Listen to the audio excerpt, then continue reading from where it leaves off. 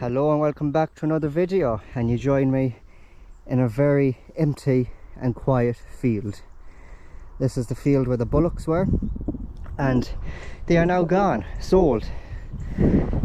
So in today's video we sold the 6 bullocks, and we finally sold the 2 dry heifers at last.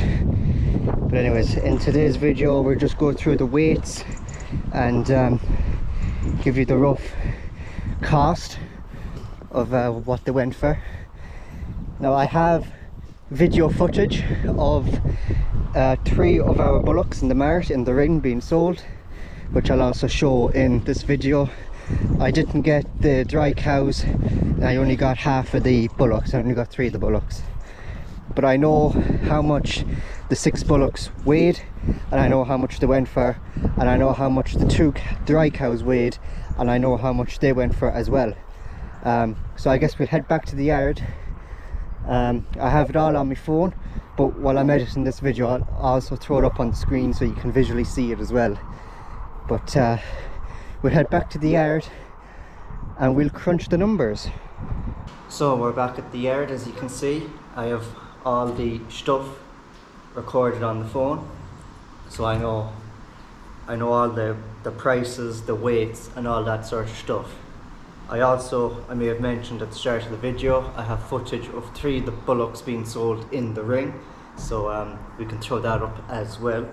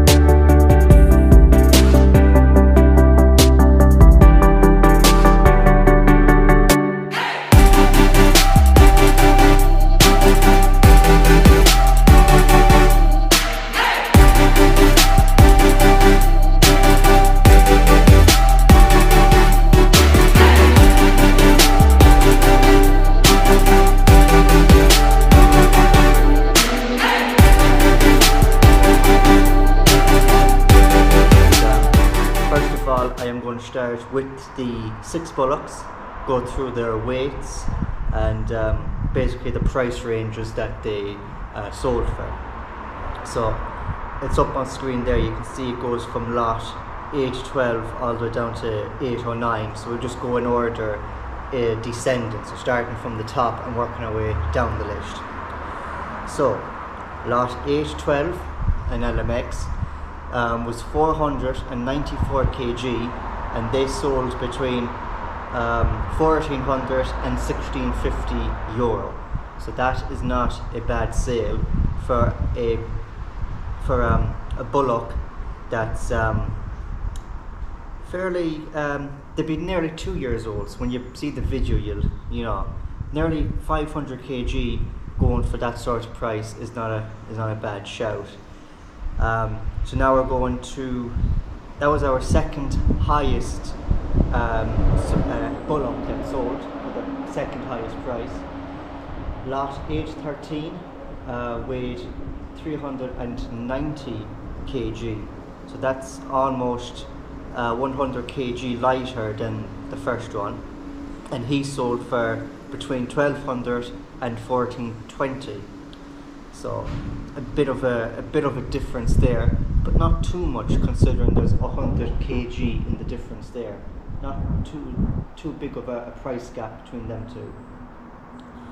So now the next two, lot 811 and 810, went for the exact same price.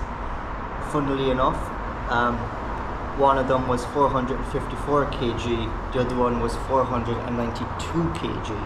So there's what, 30, 40 kg there in the difference.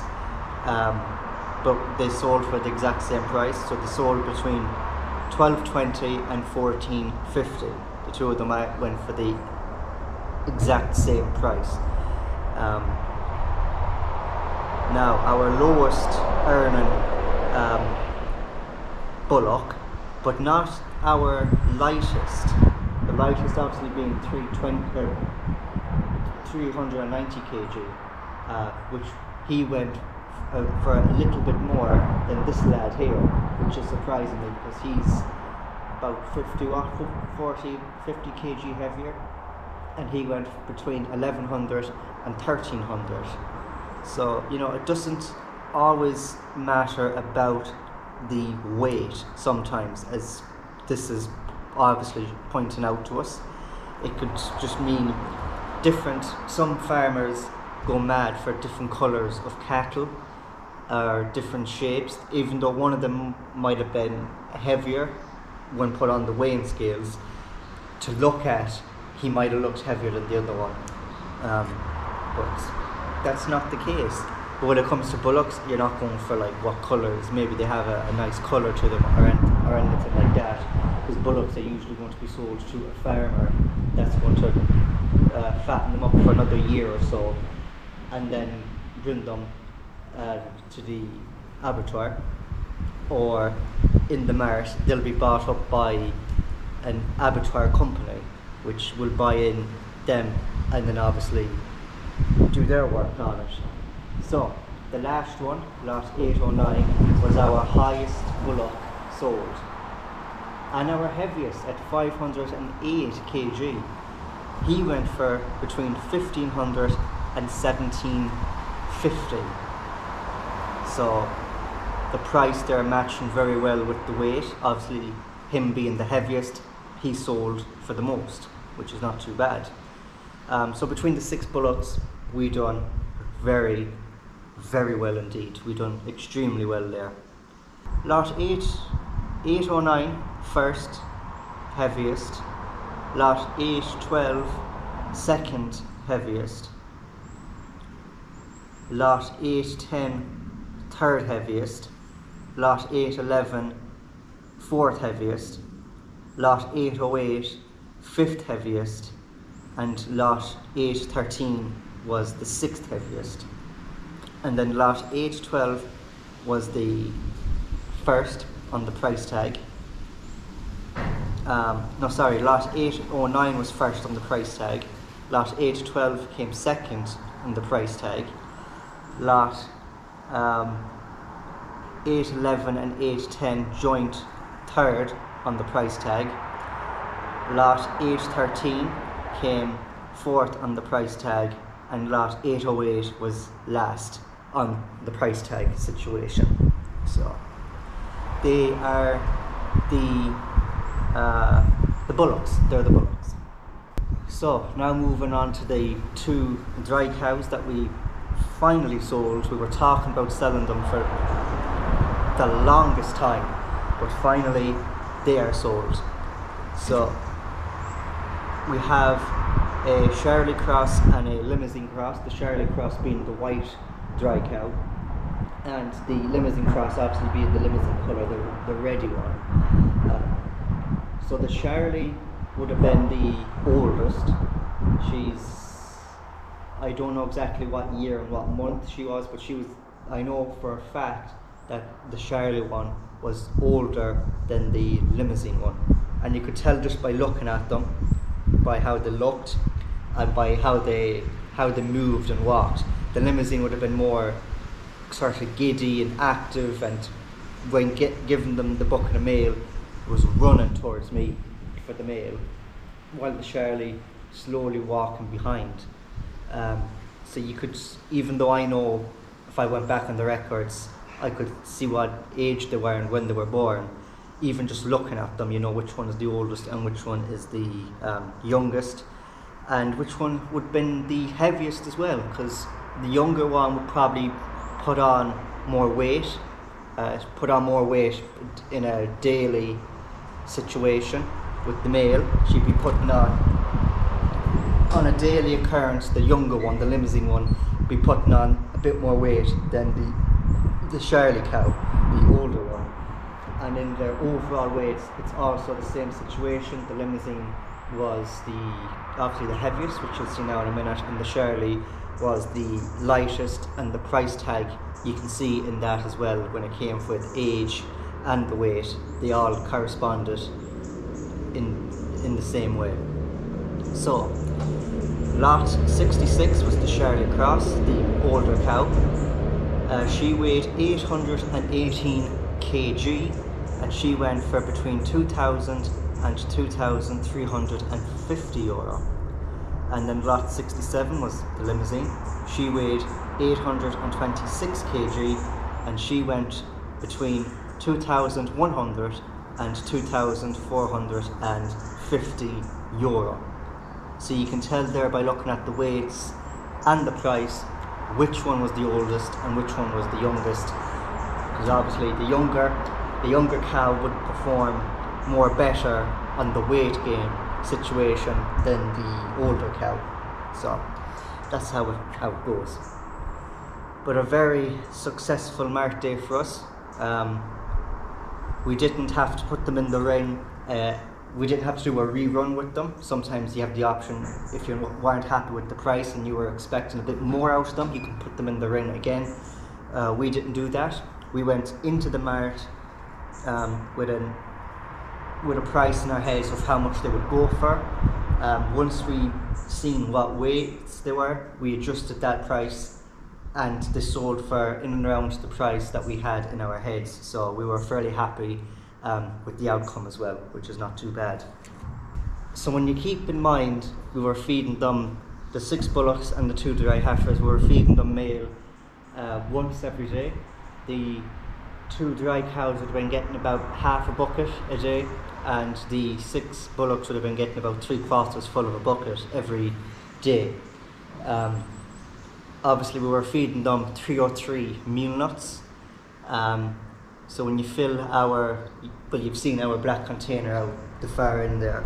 I don't know how much capacity that weighs, but I do remember obviously different times of years and different times when you buy hay, it's always at a different price. It either goes up or down in price depending on what time of year you buy it or when you need it. But we were dosing meal into the 2 dry cows when we realised that they weren't in calf and basically no use to us, no point keeping them. But we did keep them longer than anticipated, and that's not a bad thing either, because even 2 dry cows, especially cows, because they eat a lot more silage and a lot more grass than, like we'll say, the bullocks, for example, and the heifers. Cattle, mature cows would usually eat a lot more grass and a lot more silage. So even though we were trying to get them sold but were unable to due to time, we did keep them on for that little bit extra time, but they did help us eat a lot more grass. So you know, it's not a bad thing either. If we sold them earlier on, we'd probably still have more grass than we're okay with. You know, this time of year, your grass supply should be getting a bit shorter. Obviously, you'd want to try and keep them out, some farmers anyways, for as long as possible, but that's not always the case. Obviously, many of you might know we're going to be bringing our cattle in November time, which is very soon. But we might be letting out some lighter cattle, like the heifers, for example, out again. depending on the weather and how the fields are. But we still have a load of grass left. We still have plenty of grass. But if we didn't sell those, if we sold them dry cows earlier, which have a lot more grass and probably not enough cattle to eat the grass, because they'll all be brought back into the shed. And obviously the heavier ones might be, the heavier ones would sort of bog up the land more quicker and more worse than the lighter cattle. So you have to take that in consideration as well. And then the heifers that are in calf compared to the heifers who aren't in calf. The ones that are in calf are going to be heavier because they're obviously carrying a calf within them. The ones that aren't in calf are only putting on weight when they eat silage, grass, meal, whatever they're eating. Which in this case, they're eating grass at this moment in time, but when they be brought back into the shed, they'll be eating silage. But going back to the male situation, I don't know how many times we got male for them, but you could say to get the black bin of male that we get would be between 300 and 500, we'd say. It never reached 500, I don't think, but it could have been like 470, 480 or 460 euro sometimes to get a big black bin of 303 beef nuts. But once you do that between 300 and 500, it would be it'd be nearly 3 months you'd be having to get it filled again. And obviously when the bullocks were inside the shed over the winter last year, they were getting male, and then when they were put out onto the fields this year, they were also getting male.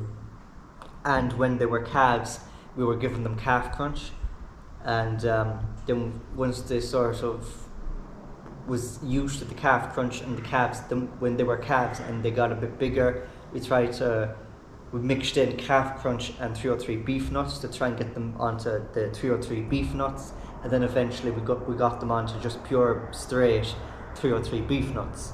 So they've been eating a male since they were basically calves, between calf crunch, Wainling crunch, and then the 303 beef nuts.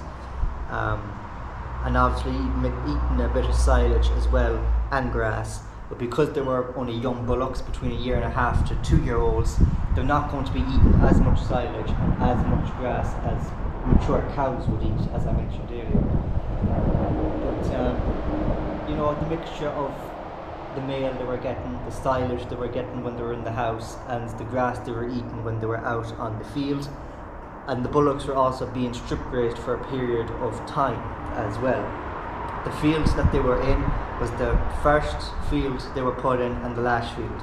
That was the only fields they were put into that other to the fields. You've seen me giving them male tan, moving fences for them and all that.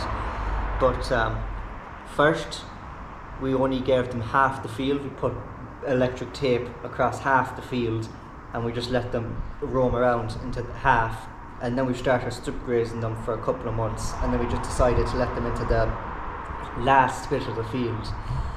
Instead of strip grazing, just let them roam free. Because at that time we were expecting to have them sold in the next 2 or 3 weeks, which obviously we did, thank God. So for the last 2 or 3 weeks while they were in that field, they just were let loose into the whole lot. But strip grazing them also might have gained them a bit more weight along with the male, because we were only curtailing them into a certain amount of field and giving them a certain amount of grass. Because if we let them out into the whole field, they have to walk around and lie down and do their toilet duties and stuff, and then there's grass that if they were lying down on, they'd done a toilet business on, they don't tend to eat the grass in that area. They'd eat the fresher, sweeter, nicer grass that wasn't contaminated.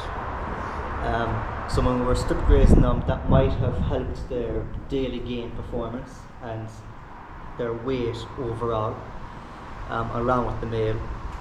But for 1.5 years to 2 year olds, Obviously maybe the one that went for the most money and the one that was heavier, at 508 kg, he could have been more on the 2-year-old side, maybe a little bit, couple of months on as well in the 2-year-old side. Obviously maybe the lighter one was only about maybe 1.5 years or something like that, but not too bad indeed. Obviously the prices matched up similar to the prices that we had in our heads that we were hoping to get and expecting to get, and we obviously got them, thank God. So very, very happy indeed. And the same situation with the dry cows, we were strip grazing them for a period of time as well. So similar with the bullocks were getting male, the dry cows were getting male. The bullocks were being strip grazed for a period of time, the dry cows were being strip grazed for a period of time. So, you know, and we obviously got our money out of them, but we also made our money back for the amount of times we had to get calf crunch, Wainland crunch and 303 beef nuts.